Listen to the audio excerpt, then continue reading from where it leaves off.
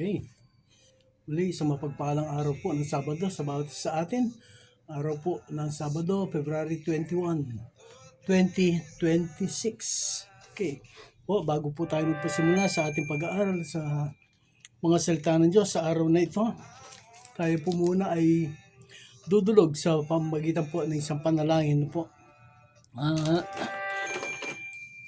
Meron pong isang prayer request na pinadala sa akin kahapon, unang isang araw, yung teacher ko po nung elementary ako. Po.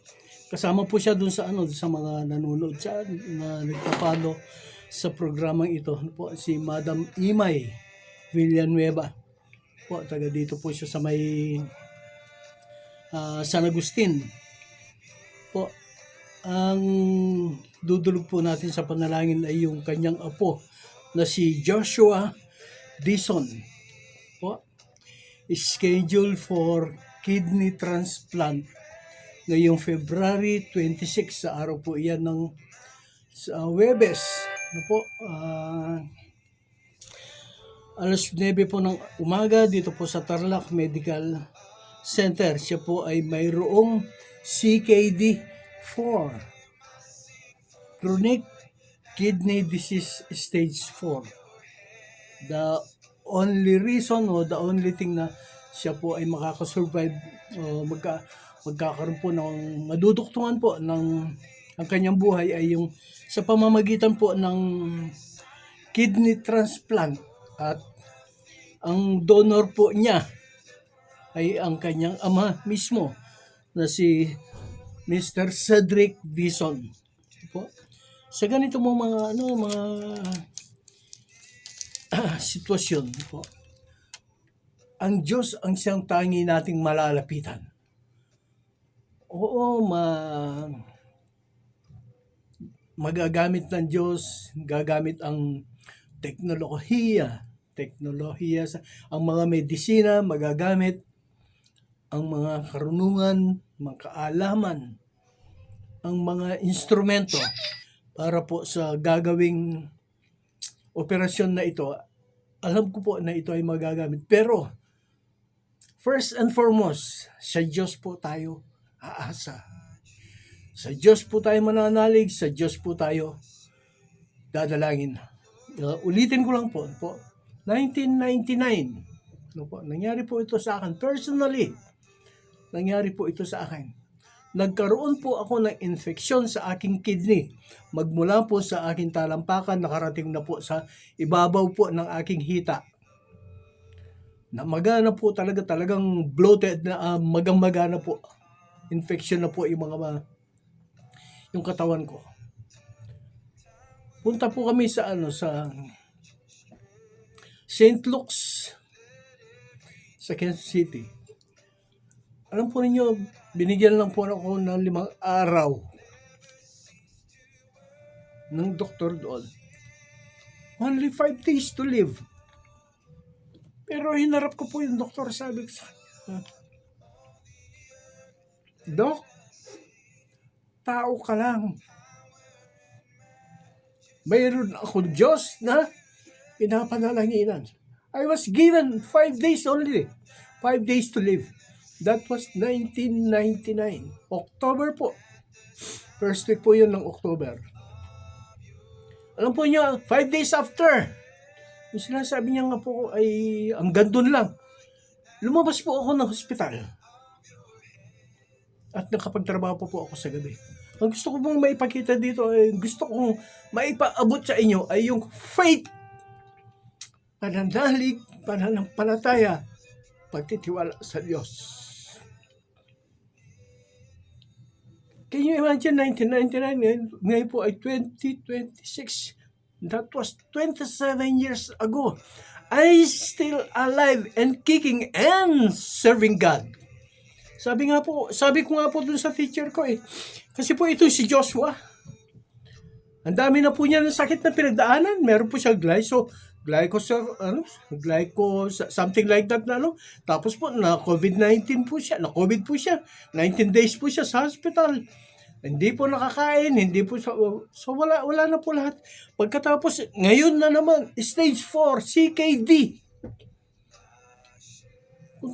Pero ang lahat po ng iyan, sabi ko kay teacher, kay Madam Imay, maybe God is telling you something. Baka mayroong gustong ipadama. Mayroong gustong sabihin sa iyo ang Diyos. Minsan po, kailangan po maging sensitibo tayo sa mga nangyayari sa atin.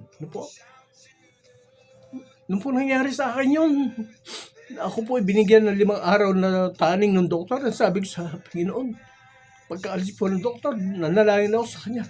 Lord, sabi ko, hayaan mo lang po na makapagtapos sa mga anak ko sa kanilang pag-aaral. At ako po ay maglilingkod. Alam po ninyo, yung po panawagan ng Diyos sa akin, maski na hindi pa po graduate yung bunso namin, nung tumigil na ako sa trabaho. Nag-enroll na po ako sa Bible School, nag-enroll na po ako sa sa seminaryo. Nag-aral na po ako. Bagaman nag-aalala ako na paano ba ang pamumuhay namin sa araw-araw. But I know God will provide what we need. Our daily needs. Kasi pag tinawagan ng Diyos, hindi kanya pababayaan. Ano po, katulad po ng nangyari nga ito kay Joshua Dizon, 17 years old. Ano po, nasa Tarlac Medical Center. Pag-pray po natin siya. Thank you, Lord God. Thank you, Lord God. Panginoon Diyos na mabuti lumalang lumika sa lahat ng bagay. Ama, sa mga pagkakataon po ito, lumalapit po kami sa iyo, dumudulog po kami sa iyong dakilang pangalan, O God. Ama, sabi mo po sa iyong mga salita, kung kami ay lalapit sa iyo, ihingi sa iyong pangalan, ito po ay iyong ipagkakalob sa amin. Yes, Lord God. Sabi mo po sa iyong mga salita, O Diyos, kung kami po ay tatawag sa iyo, kami po ay iyong tutugunin at ipakikita mo sa amin ang mga bagay na hindi po namin nauunawaan, hindi po namin naiintindihan. Diyos, nandito po kami. Lumalapit po kami sa iyo, Diyos. Itinataas po namin sa iyong dakilang pangalan ang iyong anak, ang iyong lingkod, ang iyong nilikha, ang iyong nilalang. Si Joshua Dizon, 17 years old, Panginoon, na mayroong CKD 4. Ama, nandoon po siya ngayon sa Tarlac Medical Center, Ama. Diyos, itinataas po siya sa iyong dakilang pangalan, O God. Walang mahirap sa iyo, O Diyos. Ama, yung mga patay nga, nabubuhay mo . Mga karamdaman, O Diyos, na wala pong mga gamot ng mga panahon na nandito ka sa lupa, O Diyos. Ama, ito po ay yung mga pinagaling. Pinagaling mo po lahat ito, O Diyos. Kung paano, O Diyos, na ikaw ay nagpagaling nung mga panahon na nandito ka sa lupa, Diyos, ngayon din po. Ang sabi nga po nung isang pinuno, just say the word, and my servant will live. Panginoon, hindi man po namin marinig na sabihin mo ang salita, ang kataga, nagagaling itong si Joshua o magaling na itong si Joshua, O God.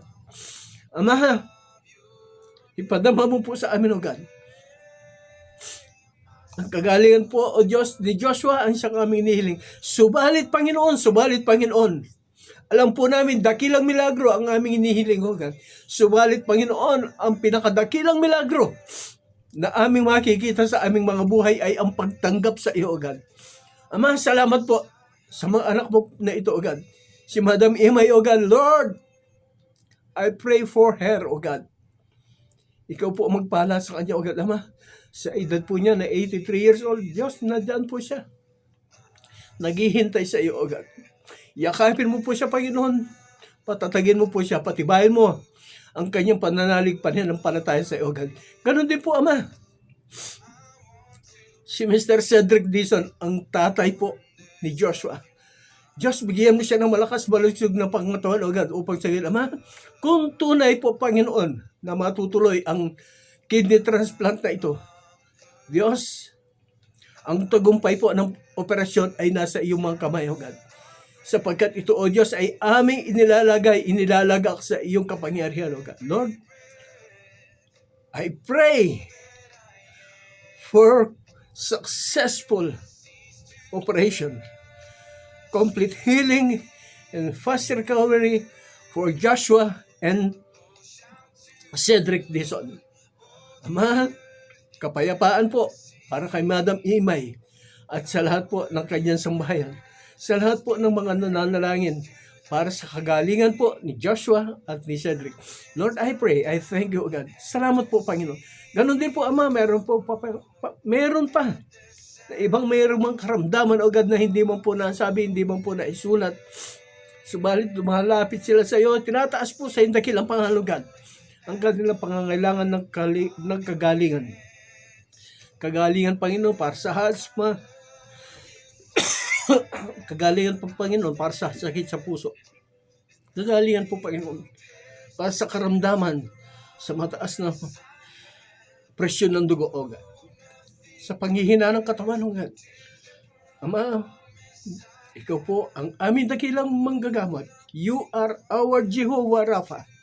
By your stripes, O God, we are healed. Thank you, Lord God. Thank you, God. Ama, naalala din po namin sa dakilang pangalan, God. Ang inyong anak, ang inyong mga lingkod, si Bishop Jessica Candelaria, si Mami Penny, si Pastora Joyce sa kanyang nalalapit na pagbalik dito sa Pilipinas, O God. Pag-iingat po, protection mo sa bawat isa sa kabuuan po ng sambahayan ng mga Candelaria. Yes, Father God. Ganun din po, Ama. Kay Pastora Ricky Chan, O God, hindi po namin siya nakakalimutan. Itinataas po namin siya sa iyo. Patuloy na kalakasan, kalusugan po para sa kanya, O God. Ingatan mo po siya. Gabayan mo siya, patnubayan mo siya. That's Father God. All of this, O God, we pray. In Jesus' name. Amen. Amen. Thank you, Lord God. Salamat po, O Diyos. Salamat po, Ama. Okay. Okay.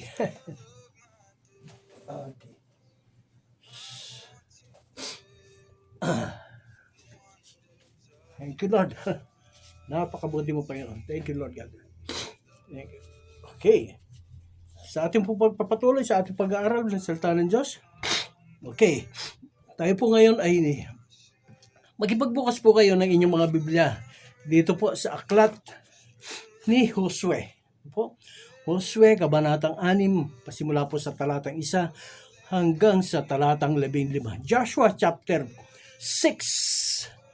Verse 1 up to verse 15, ganito po ang sinasabi. Po, mahaba-haba po ito. Pero pagtiyagahan po natin. Tapos po, ang pag-aaral po natin ay magiging topical po siya. Kung ano po yung nandito, siya po ang ating tutunghayan. Thank you, Lord God. Okay, pasimula po. Verse 1. Ipininid ang mga pintuan ng Jericho upang huwag makapasok ang mga Israelita. Sinarado po ang mga gate, ang mga pintuan. Ipinagbawal na lumabas o pumasok ang sinuman. Sinabi ni Yahweh kay Josue, pakinggan mo ito. Ipalulupig ko sa inyo ang Jericho. Sampu. Thank you, Lord. At magigiting na kawal. Ikaw at ang iyong mga kaawal ay liligid sa palibot ng Jericho, minsan isang araw sa loob ng 6 na araw. So, iikot po sila doon sa kabuuan po ng Jericho. 6 times sa loob po ng 6 na araw, minsan sa isang araw. Verse 4, pauunahin mo sa kaban ng tipan ang 7 saserdoting may dalang mga tambuli. Ito po pinapakita dito yung kung paano yung pagka-organize po ng mga, kung paano po yung pagkakasunod-sunod ng mga tao na iikot doon po sa kabuuan po ng Jericho. Paunahin mo sa kaban ng tipan ang 7 saserdoting may dalang mga tambuli. Sa ika-7 araw, okay, pagkatapos po ng 6 na araw, 6 na sa beses sila nakaikot, sa ika-7 araw, makapito kayong liligid sa lungsod at ihipan ng mga saserdote ang dala nilang tambuli. Pagkarinig ng tambuli, pagkarinig ninyo ng isang malakas at mahabang tunog ng tambuli, sisigaw kayong lahat ng ubod lakas. Sa sandaling iyon, babagsak ang muog at walang sagabal na makapapasok sa lungsod ang lahat. Kaya't tinawag ni Josue ang mga saserdote at sinabi sa kanila, dalhin ninyo ang kaban ng tipan, mauna ang 7 saserdoting may dalang mga tambuli. At sinabi naman niya sa mga tao, lumakad na kayo at lumigid kayo sa lungsod at paunahin ninyo sa kaban ni Yahweh ang mga kawal na pambungad. Tulad na sinabi ni Josue, lumakad na sa unahan ng kaban ng tipan ang 7 saserdoting may dalang tambuli, at habang daay, hinihipan nila ang mga ito. Patuloy po yung kanilang pagpapatunog doon po sa kanilang tambuli, doon po sa kanilang torotot, na kung tawagin po ay shofar. Yun po ay shofar. Ito po ay yung sungay po ito ng torong lalaki. Nauuna sa mga saserdote ang mangkawal na pambungad, kasunod naman ang kaban ng tipan, ang mangkawal na panghuling hanay, samantala walang tigil ang tunog ng tambuli. Patuloy po ang pagpupuri, pagsamba. Ngunit sinabi ni Josue sa mga tao, huwag kayong sisigaw o magsasalita gaputok man hanggang hindi ko kayo binibigyan ng hudyat. Mamaya po alamin natin. Sa utos nga ni Josue, iniligid nila minsan sa lungsod ang kaban ng tipan ni Yahweh.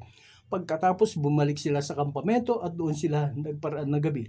Kinabukasan maagang gumising si Josue, binuhat ng mga saserdote ang kaban ng tipan at muling nauna rito ang 7 saserdote na walang tigil na pag-ihip ng dala nilang tambuli.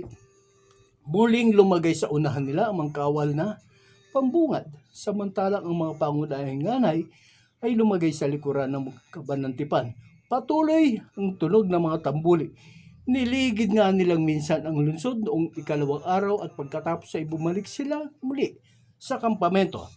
Ganito ang ginawa nila araw-araw sa loob ng 6 na araw. Verse 15, sa 7 araw, bumagon sila ng magbubukang liwayway. Lumigid ng makapito sa lungsod. Noon lamang nila ito niligid ng makapito. Sa 7 ligid, hinipin ng mga saserdote ang mga tambuli at inuutos ni Josue sa mga tao.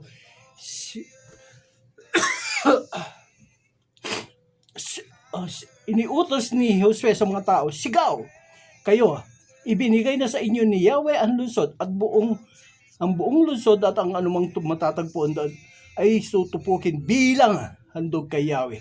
Okay, makikita po natin. Praise God. Thank you, Lord.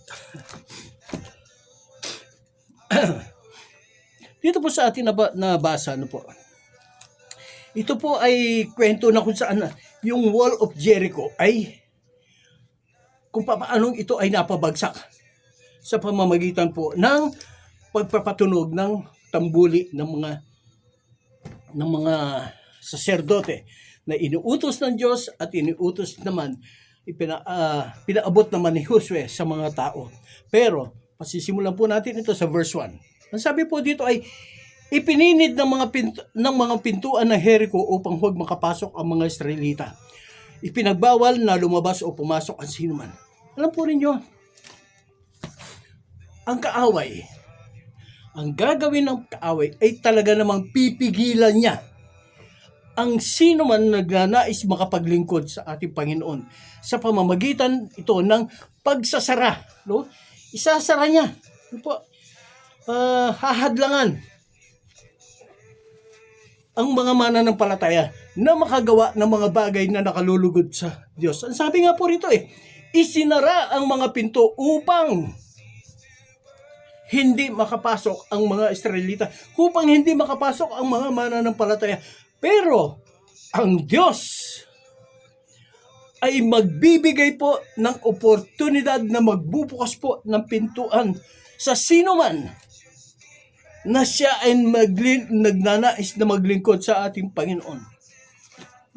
Ang Diyos mismo ang magbubukas po ng pintuan. Dito po sa aklat po ni Isaias 65, talatang 1 hanggang sa 2. Ang Diyos po ay naghihintay. Binukas po niya ang pintuan o binukas po niya ang pagkakataon na ang mga tao ay makalapit o makatawag sa Kanya. Ano po? Basahin nga po natin Isaiah chapter 65 verse 1 and 2. Isaiah chapter 65 verse 1 and 2. Sinabi ni Yahweh, ako ay nahahandang ang bayan ko'y dinggin, ngunit ayaw nilang tumawag sa akin. Dito pa lamang po sa pambungad na ito, ang sabi ng Panginoon, ako ay nahahandang. Ano? Ako ay nahahandang. Ang bayan ko ay dinggin. Kung sila ay tatawag sa akin. Doon po sa verse 2, maghapon, ang aking mga kamay ay naghihintay sa aking mga anak sa kanilang pagbabalik. Ito po ang ano ng Diyos. Ito po ang pagkakaiba ng Diyos doon sa ating kaaway. Ang Diyos, hihintayin ka pa niya eh. Ang sabi nga po niya dito, maghapon akong naghihintay sa aking mga anak, sa aking bayan. Nihintay ko sila tumawag sa akin. So, balit walang tumawag sa akin. Ano po? Ibang kaiba sa kaaway. Ang kaaway, sasara niya. Wala kang pagkakataon na makatawag sa Diyos. Wala kang pagkakataon na ikaw ay makalapit, makahingi sa Diyos. Pero ang Diyos mismo, naghihintay siya. Ang sabi niya, hinihintay ko kayo. Sabi nga po niya dito, ako'y nahahandang ang bayan ko'y hidinggin. Ngunit ayaw nilang tumawag sa akin. Walang gastos, walang kahirap-hirap. Ang hinihintay lang Diyos sa atin ay tumawag tayo. You say, sabi po dito, yung pong title po ng ating pag-aaral ngayon ay Shout of Victory, Voice of Triumph. Yun po ang title ng ating pag-aaral ngayon. No? Dito po, ang sabi po rito, ayaw nilang tumawag sa akin. Narito ako't lagi naghihintay na sila ay tanggapin. Ngunit ayaw nilang lumapit sa akin. Ayaw nilang tumawag sa akin. Call on God. Shout to God. Shout to God. So sabi ng Diyos, oh my God. Ang Diyos ang naghihintay, nag-aabang sa atin. Verse 2. Ano po sabi doon sa verse 2? Sa buong maghapon, laging nakaunat niya ring mangkabay at hanggang tanggapin ang bayan kong hirap. Maghapon naghihintay ang Diyos sa atin. Hindi po siya nagsarado ng pinto. Binuksan po niya ang lahat-lahat para po tayo ay makatawag, para po tayo ay makapanalangin, para po tayo ay Diyos, makasigaw, Panginoon. Narito po ako. Pero ang Diyos, nagdaramdam po siya. Sabi po niya, maghapon ako nandyan. Isa man wala. Isa man walang lumapit sa akin. Sa aking bayan, wala. Hindi lamang po yan. Ang Diyos ang nag-aanyaya po. Inaanyayahan po tayo ng Diyos. Hindi lang po siya basta naghihintay. Inaanyayahan po niya ang lahat ng tao. Sa paano pa rin. Inaanyayahan po niya na sumigaw. Shout to the Lord. Isaiah chapter 1 verse 18. Ganito po ang sinasabi niya. Isaiah chapter 1 verse 18. Yung po sinasabi na sabi niya, hali kayo, magliwanagan tayo. Sa English po, ang ganda niyan eh. Come, let us reason together. Magpaliwanagan tayo. Call unto me, shout. Call me. Ito po ang sabi ng Diyos eh. Let us reason together. Magpaliwanagan tayo. Sabihin mo sa akin kung ano ang nalalaman ng puso mo, ng damdamin mo. Anong problema mo? Anong suliranin mo? Magpaliwanagan tayo. Ito ang sinasabi po ng Diyos sa atin. Inaanyayahan po tayo ng Diyos na tayo po ay lumapit sa Kanya. Ipaliwanag po natin sa Kanya kung ano ang ating ng mga nararamdaman. Ang sabi nga po ng ni Eliphaz, yung pong isa sa mga kaibigan po ni Job, nung siya po ay dumaan sa napakaraming mga problema, suliranin, mga pagsubok sa kanyang buhay, ang sabi po ni Eliphaz sa kanya, kung ako sa iyo, isusumbong ka sa Diyos, ang mga problema ko, isumbong po natin sa Diyos. Yung mga problema natin, isumbong po natin sa Panginoon. Ang mga suliranin natin, yung mga bigatin po natin, yes! Say it to the Lord. Shout it to the Lord. Panginoon, ito po ang problema ko, ito po ang problema ko, ito po ang suliranin ko, ito po ang bigatin ko, Diyos. Ama, ito po ang sitwasyon ko ngayon. Shout it to the Lord. Pag ganun po ang nangyayari na, pag sinabi mo lahat sa Diyos, that is the shout of victory. Yung po ang tinig sigaw ng tagumpay. Ang sabi po dito sa binasa natin, pag narinig ninyo ang mahabang tunog ng tamburi, sumigaw kayo. Sumigaw kayo. Tayo po hindi po natin kailangan. Sa kanila po yun kila Josue po yun sa mga Israelita yun. Tayo po hindi po natin kailangan marinig yung tambuli, hindi po natin kailangan marinig yung shofar. Wala po tayong kailangan marinig. Ang ating kailangan gawin ay, Diyos, lumalapit po ako sa iyo. Sinusumbong ko sa iyo ang aking mga problema, mga suliranin. Diyos, nandito po ako. Sabi mo sa iyong mga salita, Diyos, come, let us reason together. Ama, nandito po ako. Pinagpapaliwanag ko po sa iyo ang aking mga problema, mga suliranin, mga dalahin, O God. Ang mga kinakaharap ko ay nandiyan lahat sa iyong harapan, O God. Tapos po dito rin sa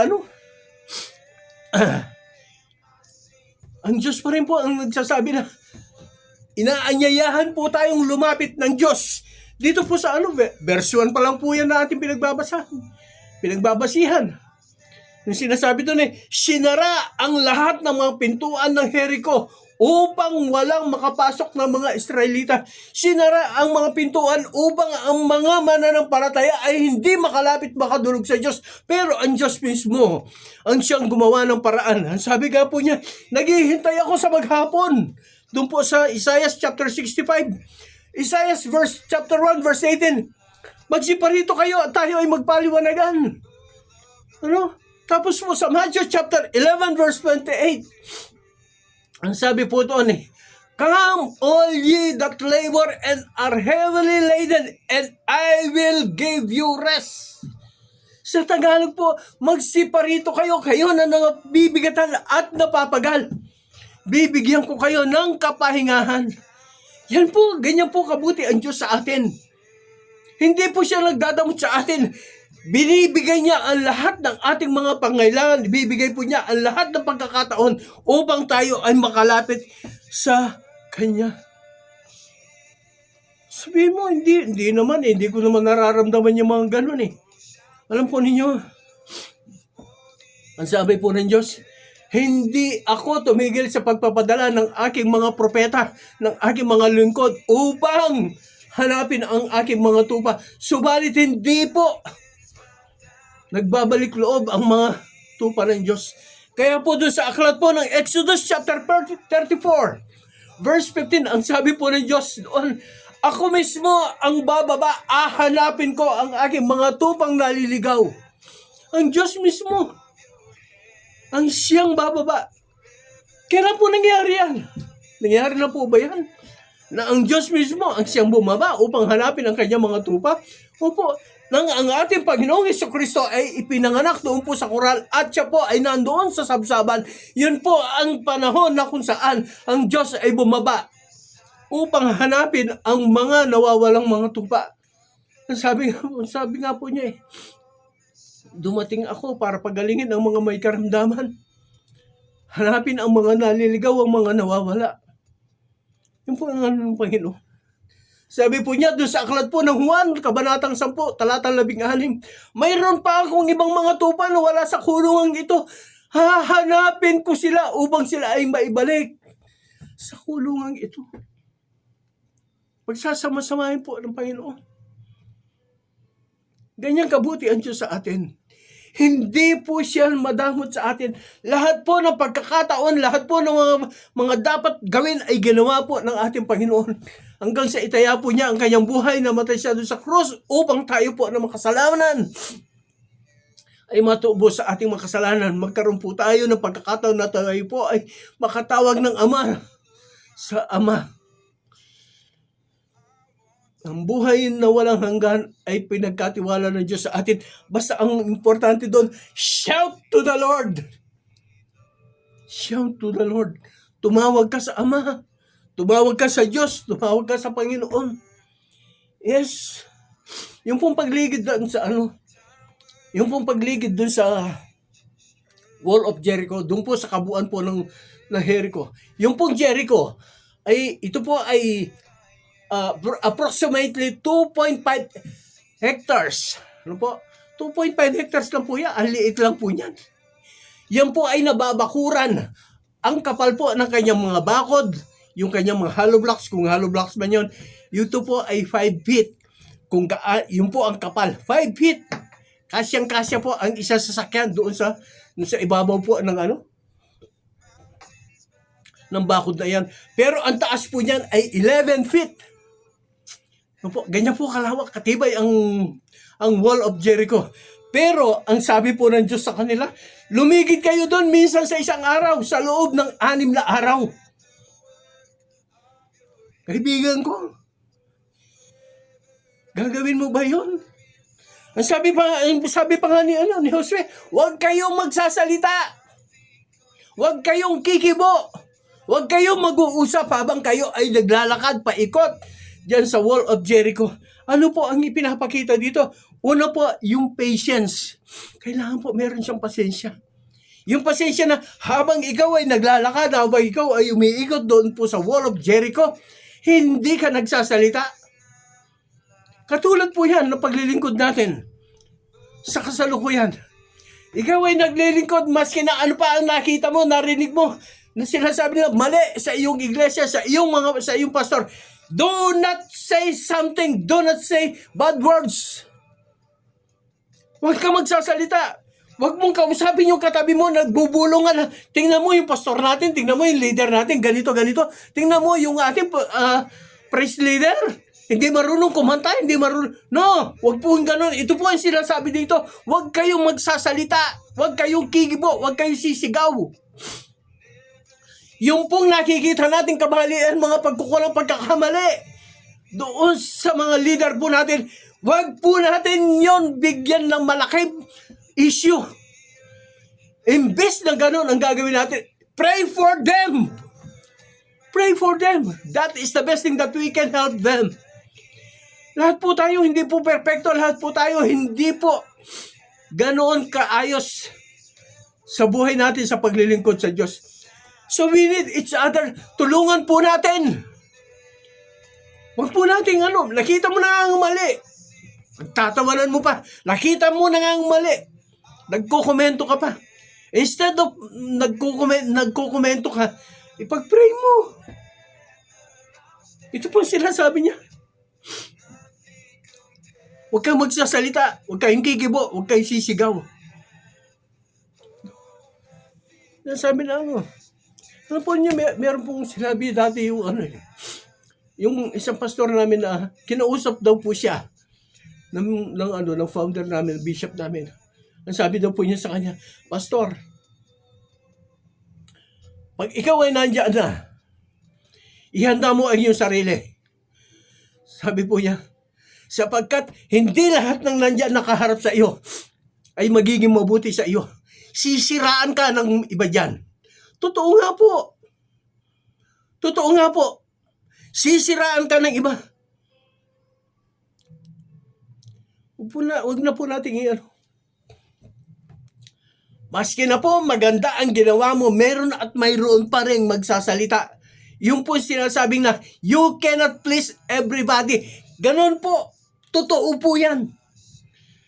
Pag naglingkod ka sa Diyos, italaga mo ang sarili mo na mayroong mga batong tatama sa iyo. Maraming mga komento na tatama sa iyo. Ito ang sinasabi ni Josue sa mga tao. Huwag kayong sisigaw, huwag kayong magsasalita, huwag kayong kikibo. Hanggat hindi ko sinasabi. Yun po ang sinasabi yun po yung bilin ni Josue sa mga Israelita. Yun po yung patience. Yung faith. Yun po yung tinuturo kasi doon sa doon sa pag-ikot doon sa Wall of Jericho. Yung faith, po? Isipin mo yan, 5 feet. Ang kapal. Ano? 5 pie. Ang kapal. Tapos, 11 pie ang taas.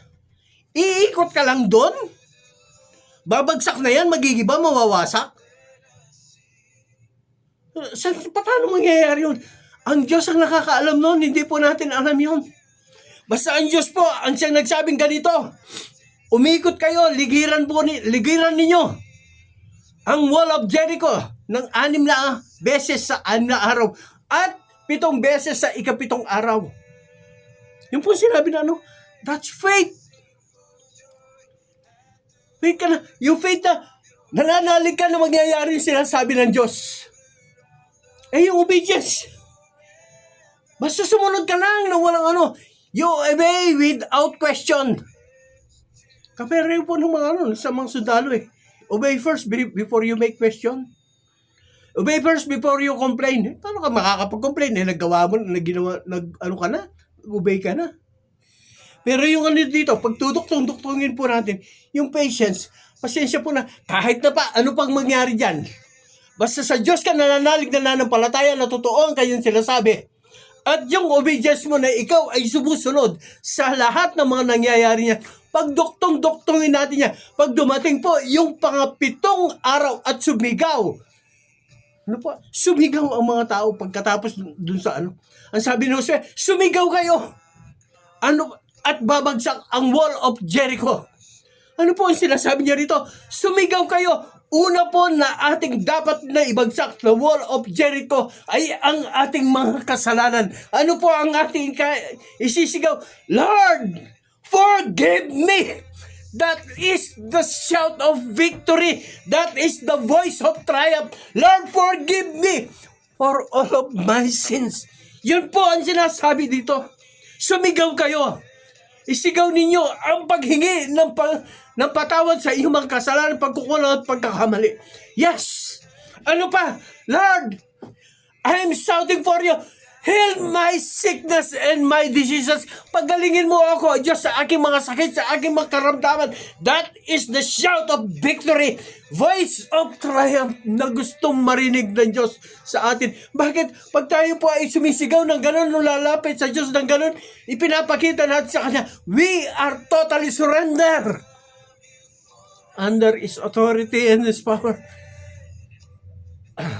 Nakasurrender po ang lahat sa atin. Pag tayo po ay lumalapit ng gano'n, Lord, I am shouting, oh God, help me. Diyos, mabigat po ang mga problema ko, mga suliranin ko. Hindi ko na po kaya. Tulungan mo po ako. Ang sabi nga po niya doon sa Matthew chapter 28, chapter 11, verse 28, come all ye that labor and are heavily laden, and I will give you rest. Kanya po kabuti ang Diyos sa atin. Maski na mabigat, ang Diyos po ang siyang magdadala. Ang sabi nga po sa Biblia, hindi tayo bibigyan ng pagsubok ng Diyos na hindi po natin makakaya. Sapagkat pagdating ng araw na yun, ang Diyos mismo ang siyang magdadala sa mga problema at suliranin natin. Wala tayong hindi nga tayo mabibigatan. Nandoon tayo sa ilalim ng problema, pero hindi tayo ang nagdadala. Ang Diyos ang Panginoon ang siyang nagbubuhat ng mga problema. Bukas makalawa, nandiyan na ang katugunan, ang solusyon sa iyong problema at suliranin. Ano pa? Ano pa ang kailangan natin isigaw sa ating mga buhay? Lord, thank you. Lord, I praise you. Lord, I worship you. Lord, I adore you. Lord, I exalt you. Lord, I magnify you. Thank you, Lord God. I lift up you, our Lord. Yes, God, that is the shout of victory. That is the voice of triumph. Yan po ang hinihintay ng Diyos sa atin. Dito po sa binasa natin ito. Hindi lamang po dito sa Josue nangyari yung nagpatunog po sila ng tumbuli at pagkatapos po sila ay sumigaw. Doon po, sa aklat po ng mga ng mga hukom. Si Gideon, harapin po nila ang mga Midianita. Thousands of the Midianites. 1,000 soldiers of the Midianites. Sila po 300 lang. Yung kanilang mga kaaway ay mga libo-libo. Ano po yung sinabi ni Gideon sa kanyang mga tauhan na 300 lang? Sabi niya, patulugin ninyo ang inyong tambuli. Pag narinig ninyo yung malakas at mahabang tunog ng tambuli, sabay-sabay tayong sisigaw ng kay Yahweh at kay Gideon. At magkakagulo ang magkaaway. Nangyari po, nagkagulo ang mga kaaway at sila po ang nagpatayan. Dito po sa kasaysayang ito ni Josue. Hindi man po sinabi ni Josue na isigaw ninyo kay Yahweh at kay Josue. Hindi man po yun hindi man po nakasulat yun sa Biblia. Basta ang sinabi po doon, sumigaw kayo. Ito na tayo po, ang sigaw po natin, Lord, patawad po sa aking mga kasalanan, pagkukulang at pagkakamali. Yes, Lord God!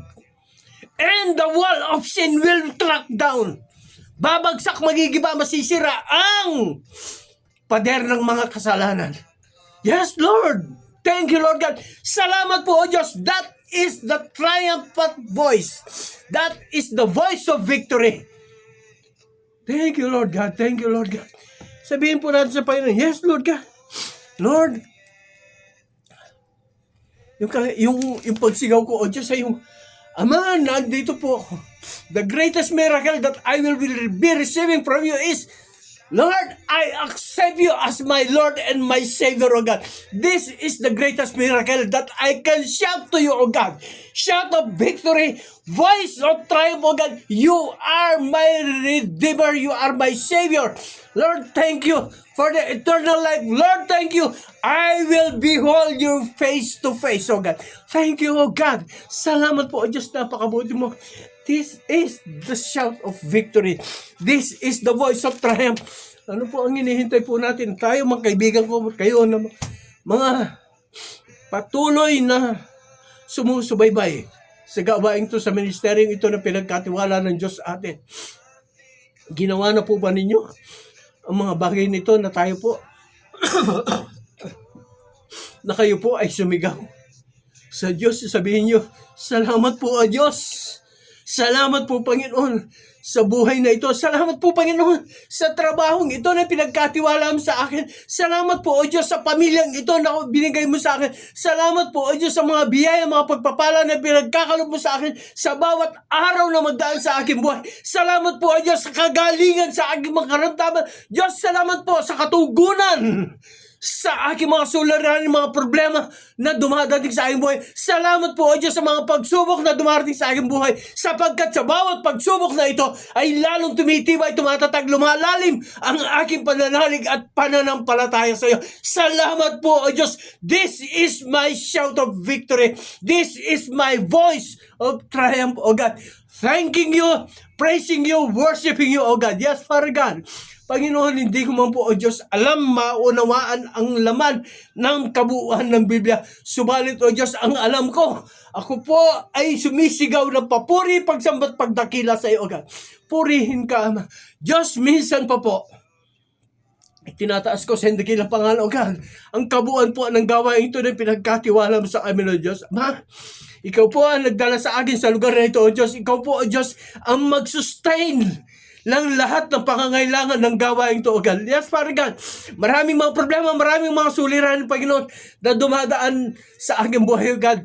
Panginoon, ikaw po ang aking kalakasan. Ikaw po, O Diyos, ang aking katatagan. Ikaw po, O Diyos, ang siyang aking presensya. Ikaw po, O Diyos, ang aking pundasyon, O God. Purihin ka, Ama. Purihin ka, O Diyos. Panginoon, ang mga kapatid ko po, mga kaibigan, mga kakilala, mga mahal sa buhay, na patuloy po na sumusubaybay sa gawain to, O God. Ikaw pa rin po ang siyang kumatag po sa kalang mga pangailangan, O God. Ang aking mga anak, Panginoon, si Julian, si Ed, ang aking mga apo, O God, si Hannah Camille, si Kate, na nandoon po sa Pennsylvania, O God. Lord, I pray for them, O God. Alam ko, Panginoon, marami po sila mga kinakaharap na mga pagsubok sa ng mga buhay, O God. Subalit, Ama, by your help, O God, by your presence, makakaraos po sila, Diyos. Ganon din po, Panginoon, si Jinky, si Ronald, si Zoe, O God. Lord, I'm praying for them, O God. Ito po ang aking maitutulong sa aking mga anak, O God. Malayo po sila sa amin. Si Jane, Panginoon, si Gab, si Josiah, Ama, wala po akong may tutulong sa aking mga anak na ito, kundi ang itaas sila sa iyo, God. Alalahanin sila sa iyong harapan, God. Ilayo mo sila sa mga panganib, ilayo mo sila, Panginoon, sa mga aksidente, Diyos. Mga biyaya at pagpapala mo, O God. Lord, kagalingan po sa mga karamdaman, God. Yes, Father God. In Jesus Christ name, O God. Ama, ganun din po, Panginoon, tinataas ko po sa dakilang pangalan, O God, ang kabuuan po ng DCTC, O God. Ang kumpanyang ito, O God. Ama, magmula po sa may-ari, O God, sa mga staff, Lord, pagpalain mo po ang bawat isa, O God. Ikaw po ang kumilos, patuloy na magpala sa kabuuan po ng lahat ng gawain to, na lahat ng nasasakupan, lahat po nakakarinig sa lahat na ito, sa mga kamag-anakan ko, sa mga mahal ko sa buhay pa yun. I speak blessings, O God, sa bawat sa kanila. Silang lahat na nandoon sa iba't ibang bahagi po ng mundong ito. Purihin ka, O Diyos. Sambahin ka, Ama. Dakilain ka. Diyos, ganun din po, tinataas ko sa dakilang pangalan, si Edgardo, Panginoon, ng aking bayo, si Edgar Cabato, God. No? Meron po siyang sakit, meron po siyang karamdaman. Ikaw lang po ang aming dakilang manggagamot. Praying for healing, O God. All this I pray, O God, in Jesus' name, in the presence of my Holy Spirit. Amen. Thank you, Lord God. Thank you, Lord.